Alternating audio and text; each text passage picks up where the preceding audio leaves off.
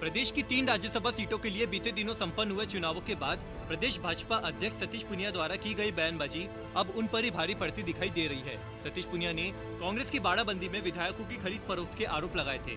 इसको लेकर निर्दलीय विधायक संयम लोढ़ा ने विधानसभा में विशेषाधिकार हनन प्रस्ताव दिया था। विशेषाधिकार हनन के इस मामले में अब सतीश पूनिया फंसते दिखाई दे रहे हैं।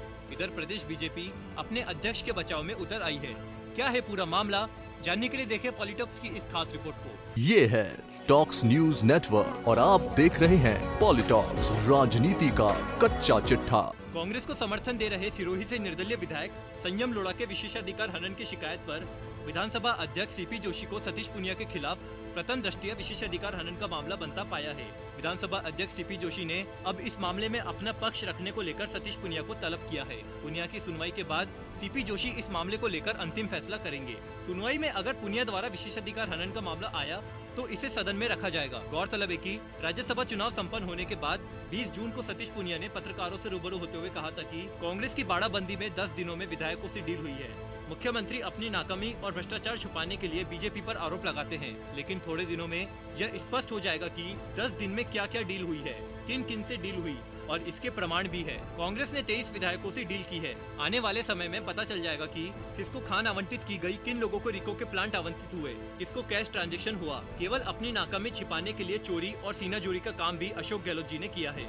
हम इसके प्रमाण आने वाले कुछ दिनों में दे देंगे। सतीश पूनिया द्वारा कांग्रेस पर विधायकों से डील करने के लगाए आरोपों को लेकर 21 जून को निर्दलीय विधायक संयम लोढ़ा ने विधानसभा में विशेषाधिकार हनन प्रस्ताव दिया था। विधानसभा सचिव प्रमिल कुमार माथुर को विधायक संयम लोढ़ा द्वारा विधानसभा के कार्य संचालन और प्रक्रिया के नियम 157, 158 और 159 के तहत विशेषाधिकार हनन प्रस्ताव दिया गया था। विशेषाधिकार हनन प्रस्ताव प्रस्तुत करने के बाद निर्दलीय विधायक संयम लोढ़ा ने कहा था कि सतीश पूनिया द्वारा कांग्रेस पर लगाए गए आरोप निराधार है।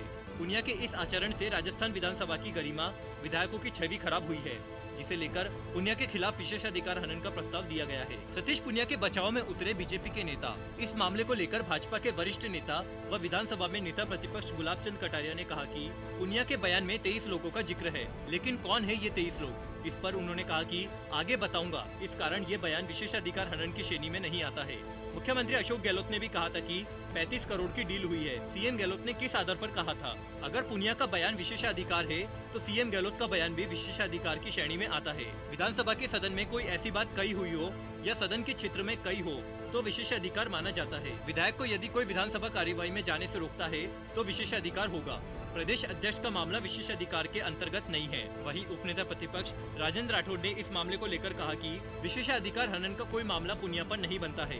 नोटिस जाने पर विशेषाधिकार समिति को मामला जाता है, लेकिन किसी विधायक का विशेषाधिकार हनन किया हो तभी तो मामला बनता है। सतीश पूनिया ने किसी विधायक का नाम नहीं लिया था, ऐसे में यह विशेषाधिकार हनन का मामला नहीं बनता। Politics bureau, Jaipur. ये है टॉक्स न्यूज नेटवर्क और आप देख रहे हैं पॉलिटॉक्स, राजनीति का कच्चा चिट्ठा।